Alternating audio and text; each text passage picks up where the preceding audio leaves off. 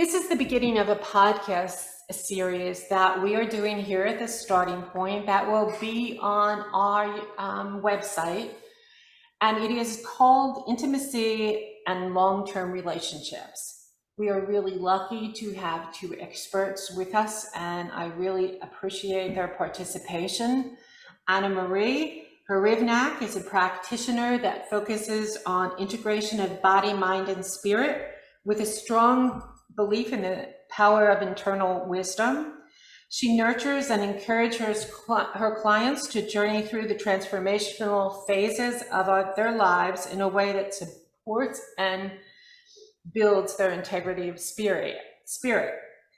Ken Goldberg is a clinical psychologist with over 35 years of experience, whose therapeutic approach is defined by a deep respect for the inherent worth and dignity of every human being. Ken is a senior citizen who is strongly committed to helping people enjoy the benefits of senior intimacy in their advanced years. So, again, feel free to put your questions in the chat. If we have time, we will definitely ask them. And with that, I'm going to really start with the questions. So,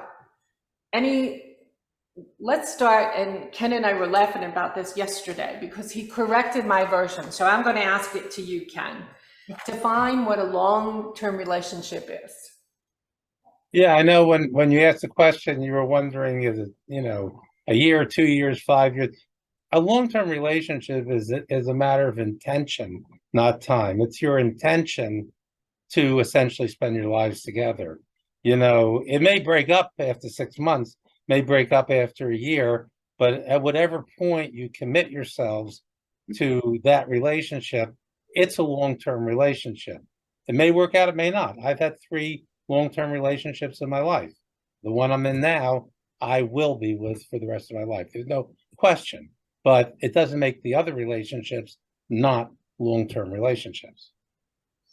Anna Marie, do you agree with his thought process there? I do to a certain point. But I would say a long-term relationship, it's one of the first questions that people ask one another when they go on dating sites.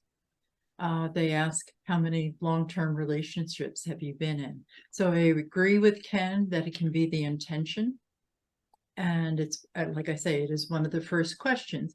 It's a red flag when you start dating someone if they have not been in long-term relationships, because it is an indicator that there aren't intentions and things along that line. I'll also say that long-term relationships can even continue even after divorce. I happen to be divorced, but Tom and I have always continued our intimate relationship. And by intimate, I mean being committed to one another. Unfortunately, right now, Tom happens to be in a memory center, but I still go over every week to be with them. So long-term relationships have various aspects to it. And as Ken said, I think it's the intention, and time is not the only factor. Mm-hmm. Well, thank you both very much, because I think that is sometimes we just assume, when you start dating, that everyone's at the same place looking for a long-term relationship. Okay, so let's talk about, in any relationship, short-term or long-term, we know how important communication is. So before we get into the stressors and the stages, can we talk a little bit about the do's and don'ts of communication? Anna Marie, why don't you start this round?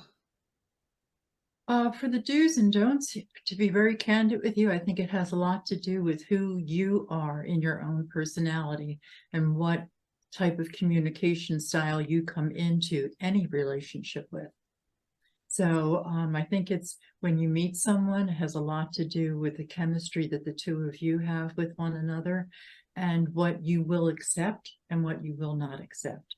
So I think the do and don'ts are really ingrained in you, and it can be the way that you grew up, or it can certainly have a lot to do with the relationships that you might have been in prior to the relationship that you're getting into. So if I were to pick one major thing, I would say mindfulness. Mindfulness of treating someone else the way that you wish to be treated.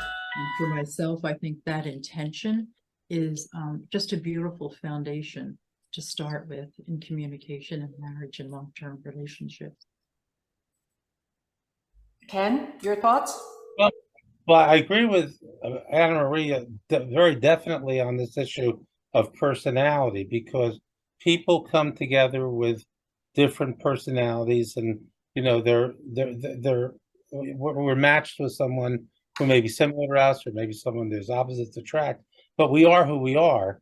And it is true that people, based on who they are going to communicate in different ways. I have a model of communication that I share with people as a therapist, and I'm very conscious that people sometimes can or can't use that model. But so in terms of my do's and don'ts, I encourage people to think that communication is more about listening than it is about talking. It's about hearing somebody. What you have to say is far less important than what you hear the other person saying. I talk to people about, I use this phrase of mine, the only thing worse than being wrong is being right. When you're right, you're stuck. You have to keep arguing. That it's very helpful to keep that in mind, hear the other person, recognize that listening and not responding does not mean you're agreeing. You can always, in a couple of hours, tell the person what you think. You can always tomorrow tell the person what you think. The most important thing in communication is listening. And I tell people, listen to your partner. And similarly, if you have something to say it. And if they start to sidetrack you, put up a stop sign. Hold it.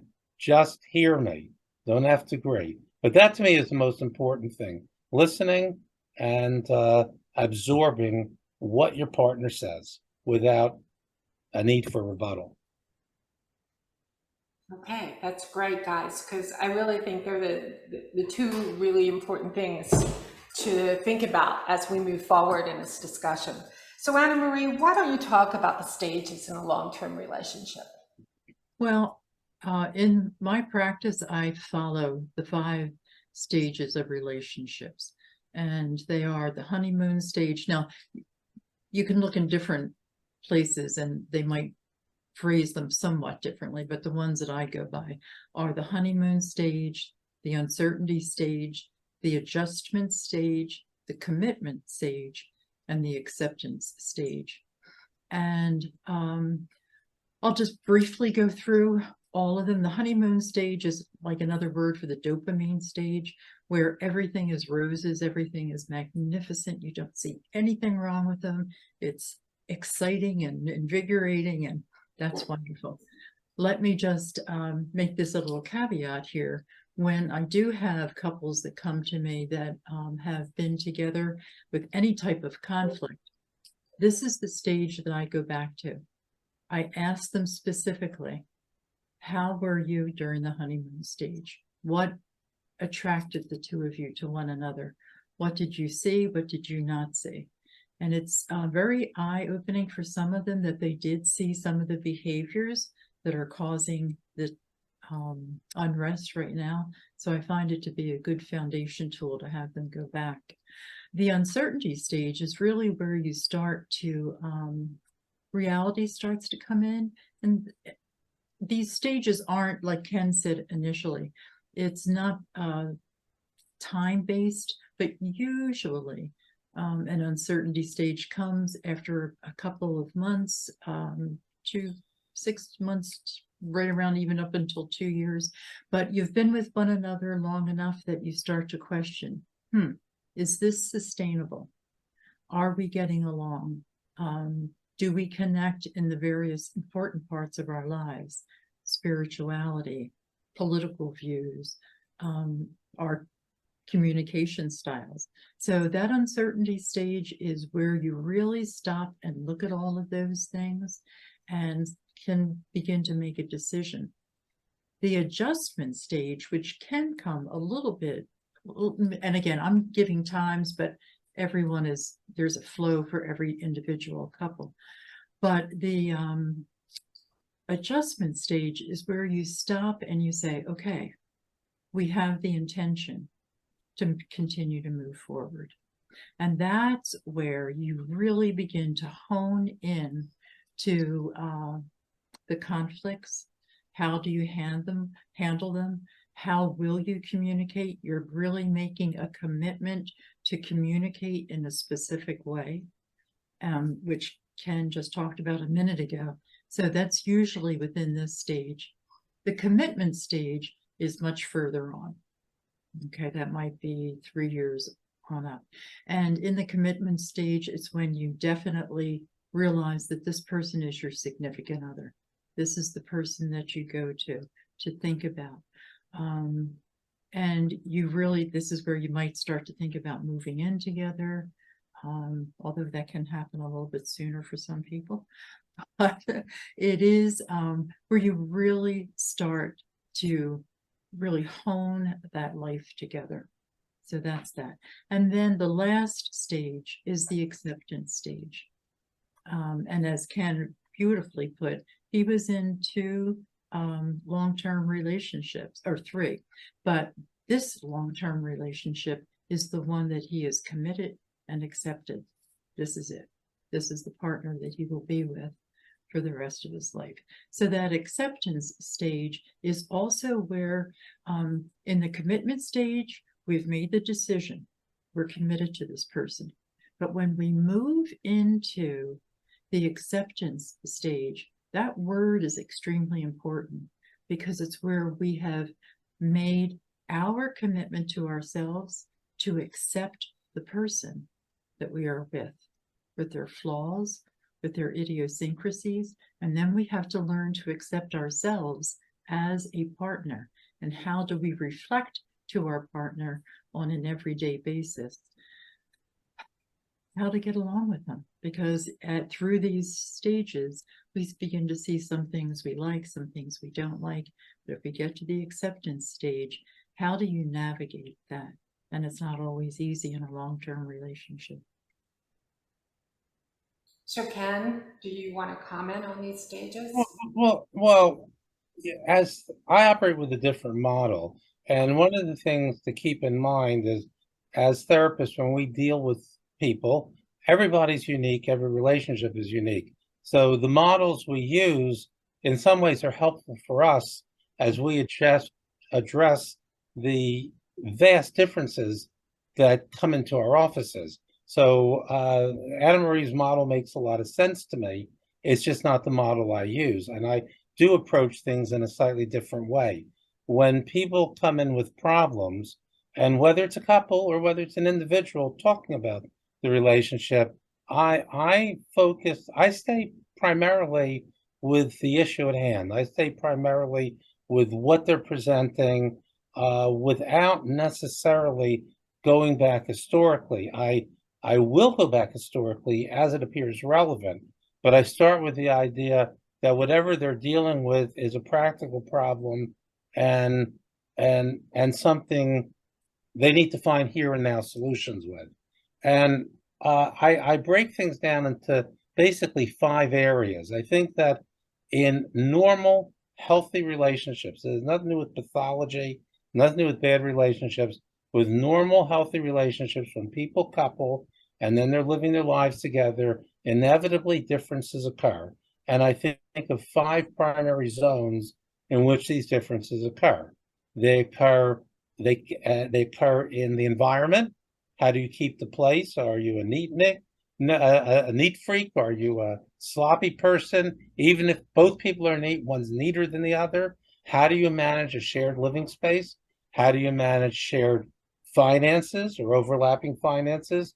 How do you imagine personal interests? We have hobbies, we have interests. I play tennis, my wife doesn't. How do we bring into a shared life the things we like to do that are separate, or the people we like to do that are separate? If do you have friends outside of the relationship? Can you have friends of opposite sex outside of the relationship? Can you have friendships with past lovers or relationships? These are all things that people, in terms of personal time and space, they will emerge where what people think about, they may not think the same thing. Children, if you have children, how do you raise the children? You can have two people that are perfectly capable of raising children, but they raise them in different ways. They have different ways. One is risk taking, and one is very protective. I shouldn't say overprotective, but protective. And how do you manage those differences? And then the last thing is sex. You get involved. There's a romantic high. Everything seems in sync, and you're in a long-term relationship, and at some point you're confronted with sexual needs that may differ between the two people. I use the example, if I go to a 5-star Michelin restaurant and I have a wonderful dinner and it's the best food I've ever eaten, well, the next morning I have a piece of toast. I mean, I'm still hungry. And at some point, people have to confront the fact that their sexuality differs. And I know that's more of a topic for our later podcasts, but I break it down in these 5 zones. And inevitably, people will have conflicts or areas they have to adjust in one or several of them. And I try to get them to not think of them as crises or pathologies, but just think of them as normal expectations of two people, the couple, and to try to move the conflict from between them to outside of them. You're not battling with each other who's right or wrong. You're dealing with a practical issue that you each have ideas, you have ways of being, ways of handling your finances, ways of keeping the house clean, whatever it is, ways of using your time, that your independent time, whatever it is, you try to get people away from who's right and who's wrong to this is a practical issue.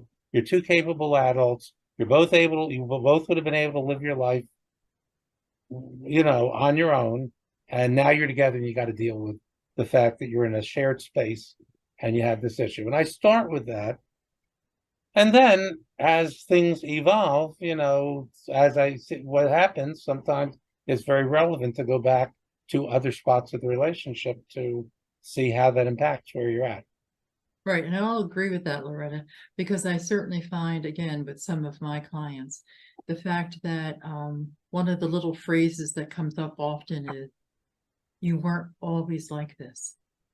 Oh, When I have couples saying, "You weren't always like this when I first met you."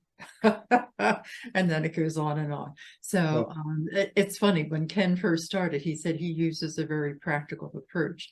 And that's one of the things Ken and I find that we like talking with one another and working together, is because he does take a very practical approach.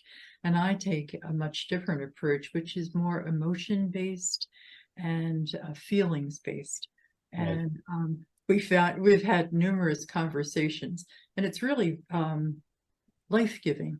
And we don't always agree, but we find out that we're going for the same type of solution with the people that we are working with. And just to add on to, you weren't always like that. one event that was really very positive in my own marriage is around housekeeping. And whatever you weren't always like that, all I had to do was remember what my apartment looked like the first time you came over. I was like that. That's the way I was. Now let's deal with how we Exactly. can have a house together. that's a great Point taken. So say you're in the honeymoon stage. Is it that you don't talk about these stressors, or is it just the normal process of aging, the aging long-term relationship, I guess is what I'm asking. So you meet someone when you're a little older, not in your 20s or 30s. The whole stage process, is it faster? Is it slower? Or is it individualized? Yeah, and if it's all right, Ken, I'll jump in first here. It really depends. When you meet someone new for the first time in your life, and the two of you have already decided there's an attraction, and so you want to start going out, there's a honeymoon stage for no matter how old you are and your chronological age. We all go through, and of course you heard the way I phrased it and the way Ken phrased it, but it's still the same model. It's just different terminology. But yeah, there's a honeymoon stage where you think this person is just magnificent. And why? Because it's different. You know, when you meet someone and you're attracted to them, it's different than your norm, where you have been.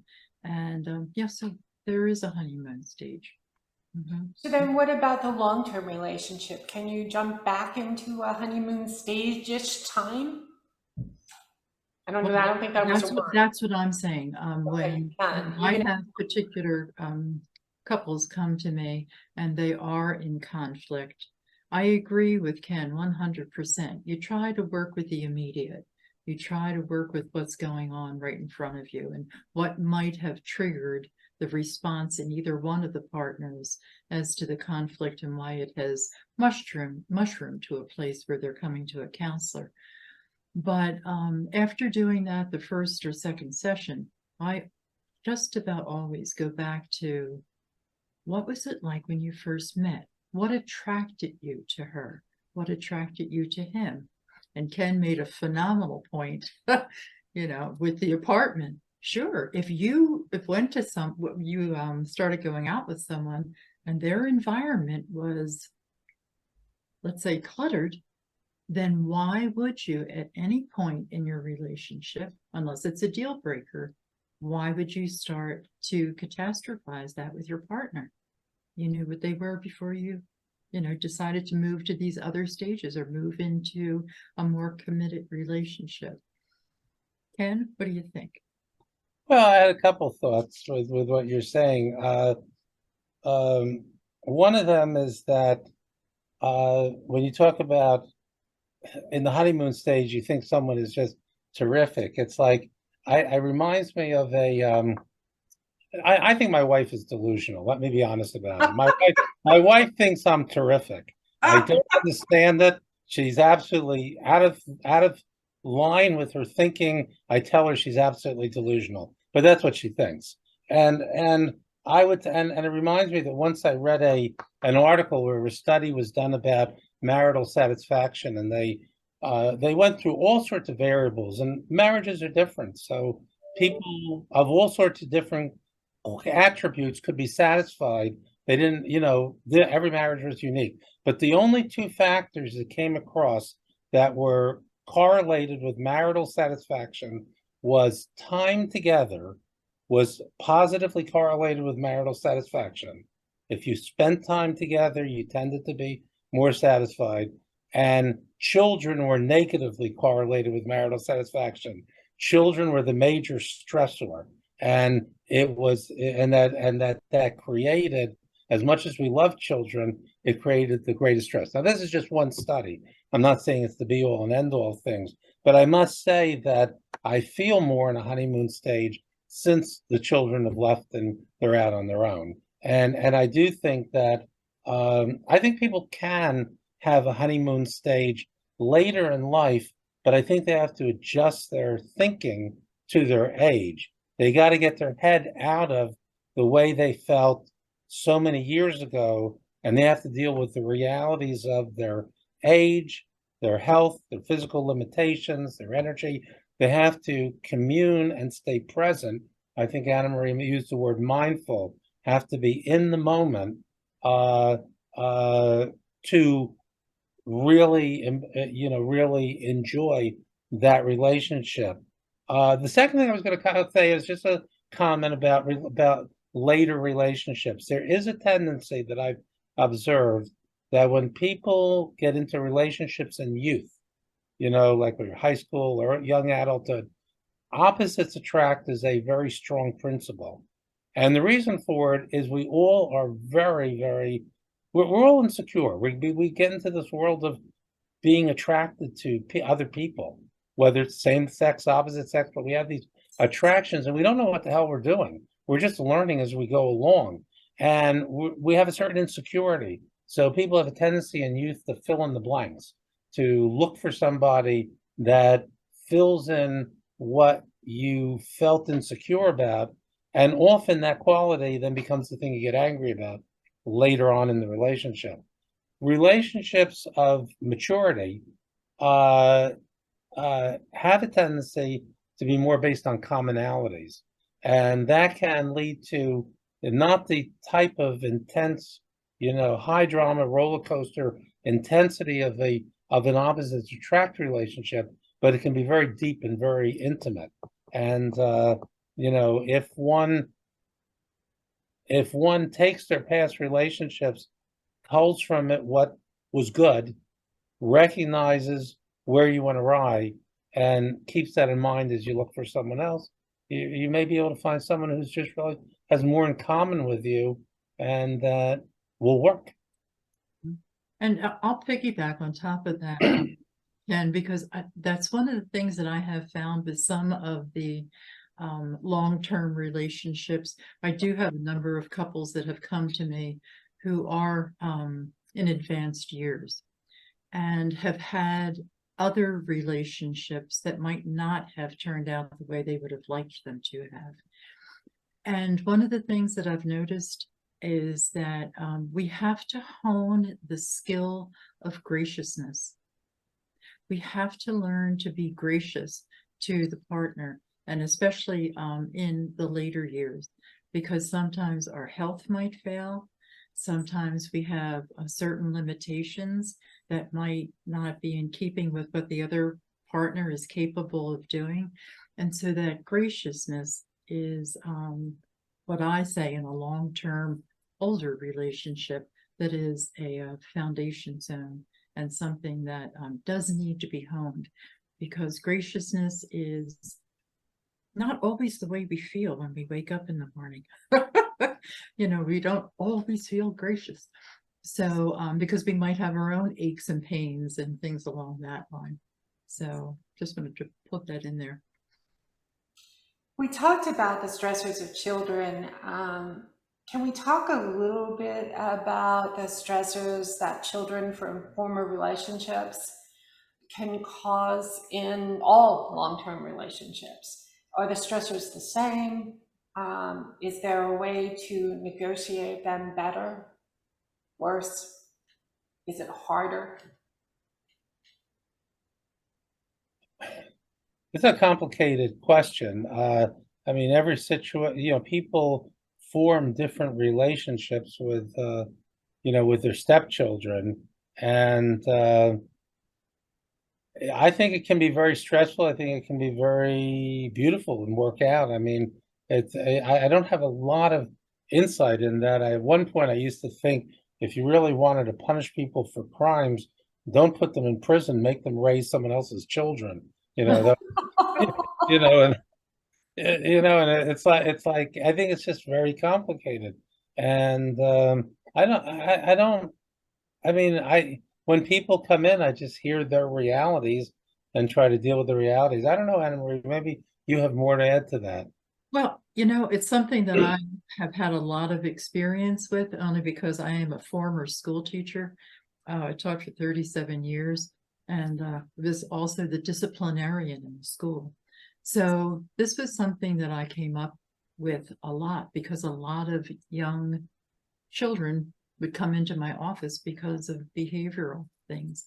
And a lot of it went back to the home, when mom or dad would find a new partner, if in fact they have been. And it is a very complicated, Ken. I totally agree with you. It is very complicated.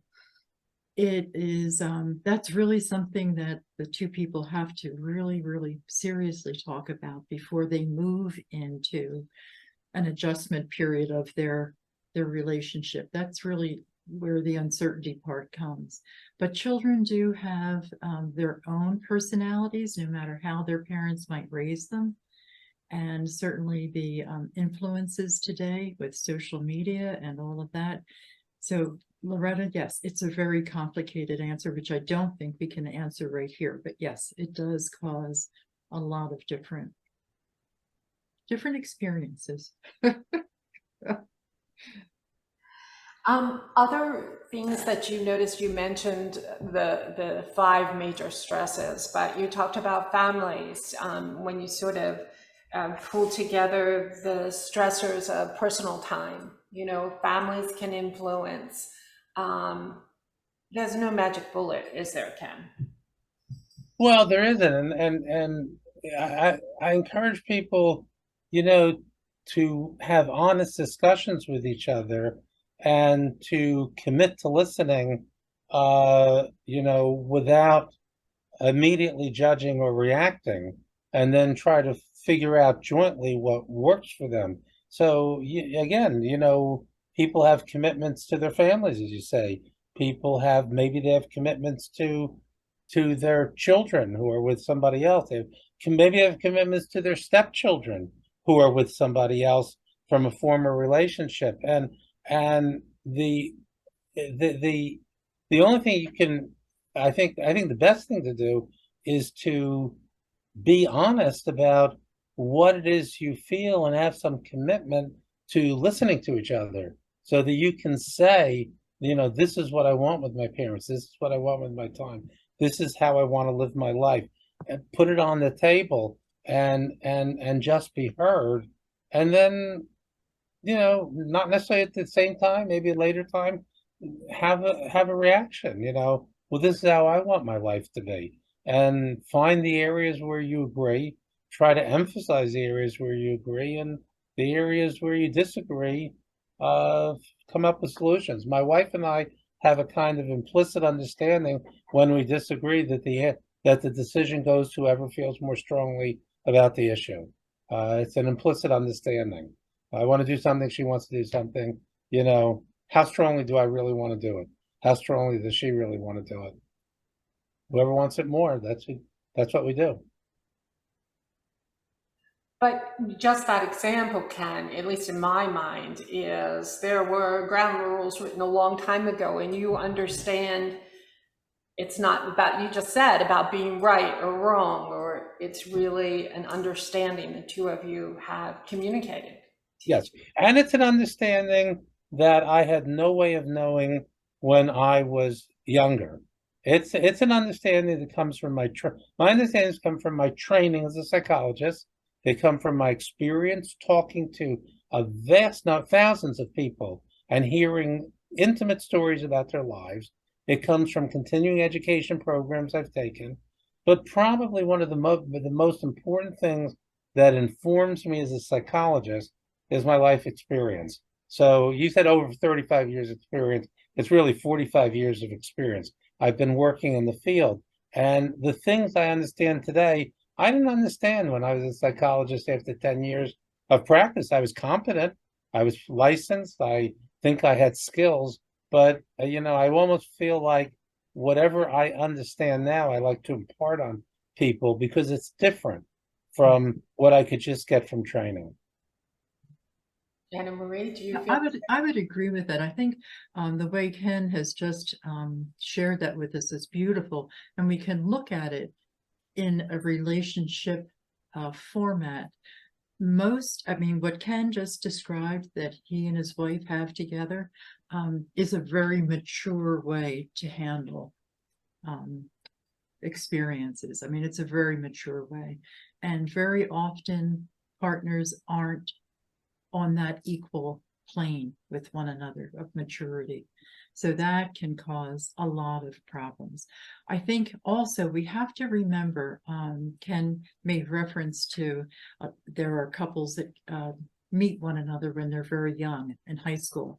I happen to have had quite a few couples that come to me that met in high school. In fact, I had one this morning, and they met when they were sophomores in high school. So we have to be realistic in realizing that who we are as a sophomore in high school is not who we are when we're 65. That's how old the person was today, is we're not the same person. So we cannot expect to use the same skills or the same skills that we learned when we were that age. We have to, you know, it takes time. We change. And like Ken said, it's very important for us to remember that. And communication is, without a doubt, without a doubt, the foundation for a good relationship in every sense of the word. We do have a question from the chat that I'd like to share. How do you not compare your new partner to your old partner to a new partner, or vice versa? I'm not exactly sure I fully understand the question, but I'm not sure why you shouldn't compare your new and old partners, in the sense that every relationship is a learning experience, and to be aware of what the old partner was like and what was good in that relationship, and whether or not that can be brought into the new relationship. I don't see why that is a problem. I suppose if you're angry at your partner for not being the way the old one was, well, that's not fair, and that's not a good way to get into a relationship. But I don't know why you wouldn't remember and embrace it, that you had this experience, and even though it's no longer there, maybe the person died, maybe you just didn't work out, but for whatever reason it didn't continue, that was a real part of your life and your history. I would think you would own it, and try to find ways to incorporate it with your new relationship, but not in a harmful way. I don't know. I mean, it's maybe more complicated than I'm responding to now, but that's my immediate response. I don't know, Anna Marie, do you have some thoughts on?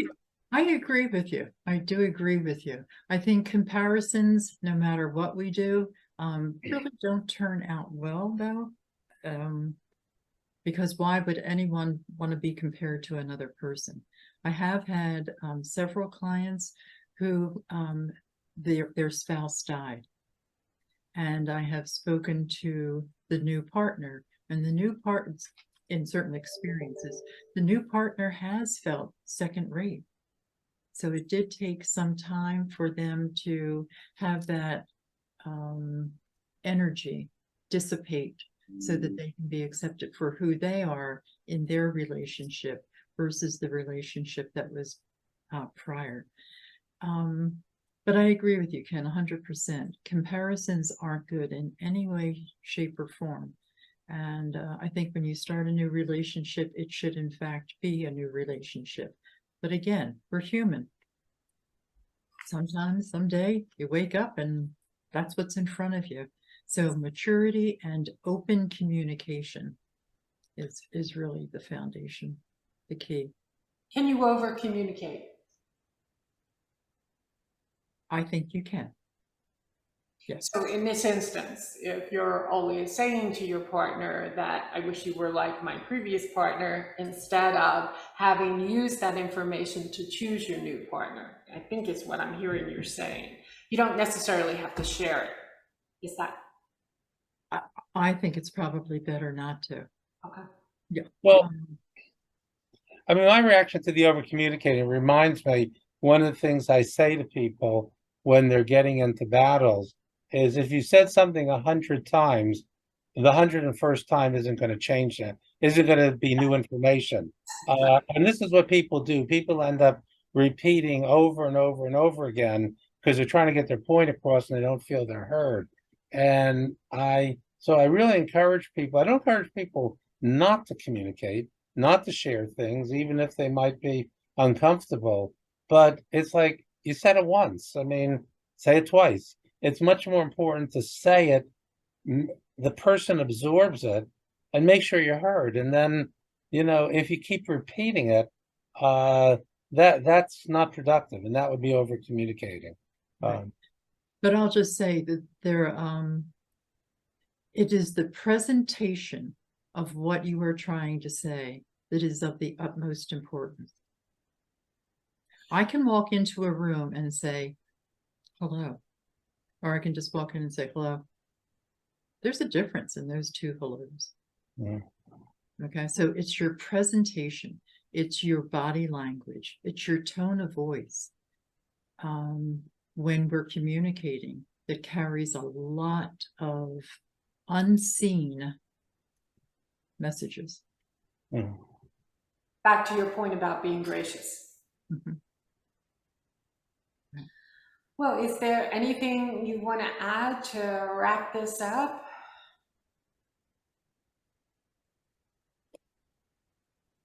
Any words of wisdom that we missed?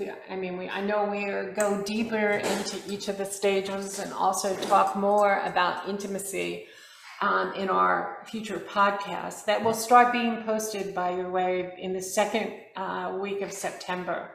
You can just go to our website and click on to the podcast that we will be following with. We're not sure if it's going to be 3 or 4 parts, but the discussion continues. So I hope you'll join us, and I hope you'll join us next week.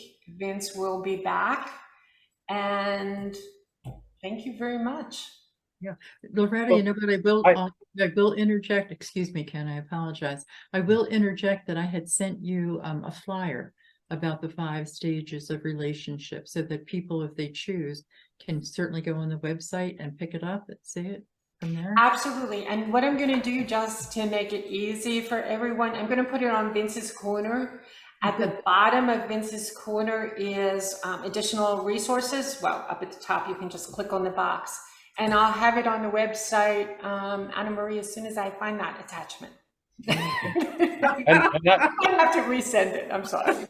Okay, and I had one, you asked about words of wisdom, and I have one thing to add, and that is have fun in your relationship.